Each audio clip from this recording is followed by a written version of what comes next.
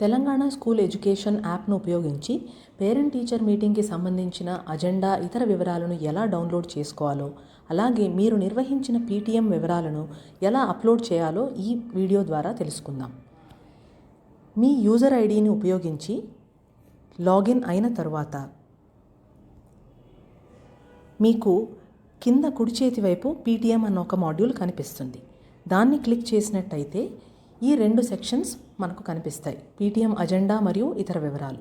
దాన్ని క్లిక్ చేసినట్టయితే మీరు ఈ నెల పీటీఎంను ఏ తేదీన నిర్వహించాలని అనుకున్నారో ఆ తేదీని చూస్ చేసుకునే ఆప్షన్ ఉంది.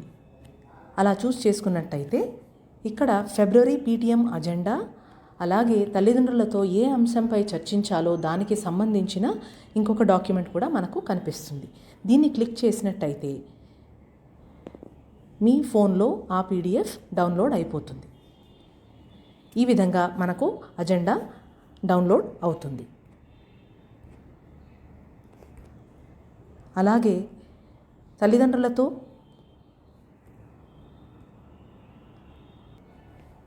చర్చించే అంశంకి సంబంధించిన ఇంకొక డాక్యుమెంట్ కూడా మనకు మన ఫోన్లో డౌన్లోడ్ అయిపోయే అవకాశం ఉంది. వీటిని ఉపయోగించి మీరు టీచర్లతో చర్చించి సమావేశాన్ని నిర్వహించిన తరువాత దాని వివరాలను ఇలా అప్లోడ్ చేయొచ్చు. ఈ నెల నిర్వహించిన పీటీఎం వివరాలు అని ఉన్న ఆ బటన్ మీద క్లిక్ చేసినట్టయితే మీరు ఏ తేదీన నిర్వహించారో ఆ తేదీని ఎంపిక చేసుకుని పీటీఎంకి సంబంధించిన వివరాలన్నిటినీ మీరు ఇక్కడ ఎంటర్ చేసే అవకాశం ఉంది.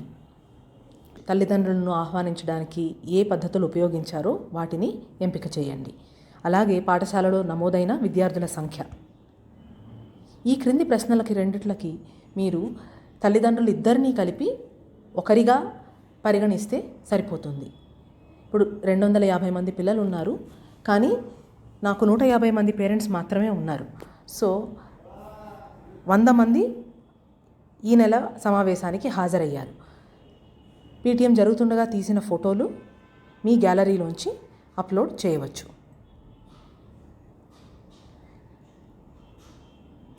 ఆ ఫోటోలను అప్లోడ్ చేశాక ఇమేజ్ ఇన్సర్టెడ్ సక్సెస్ఫుల్లీ అని మనకు ఒక సందేశం కూడా కనిపిస్తుంది. అదేవిధంగా మీటింగ్ మినిట్స్ను మీ రిజిస్టర్లో మీరు నోట్ చేసుకున్న ఫోటోలను ఇక్కడ అప్లోడ్ చేయగలరు. సంబంధిత ఫోటోలన్నీ మీరు అప్లోడ్ చేసిన తర్వాత కింద సబ్మిట్ బటన్ కనిపిస్తుంది. సబ్మిట్ను మీరు క్లిక్ చేసినట్టయితే are you sure you want to submit అని మరొకసారి కన్ఫర్మేషన్ కోసం మనకి ఈ డైలాగ్ కనిపిస్తుంది. మనం అలాగే సబ్మిట్ చేసిన తరువాత మన వివరాలన్నీ ఇందులో యాప్లో సక్సెస్ఫుల్గా అప్లోడ్ అయినట్టు మనకు సందేశం కనిపిస్తుంది.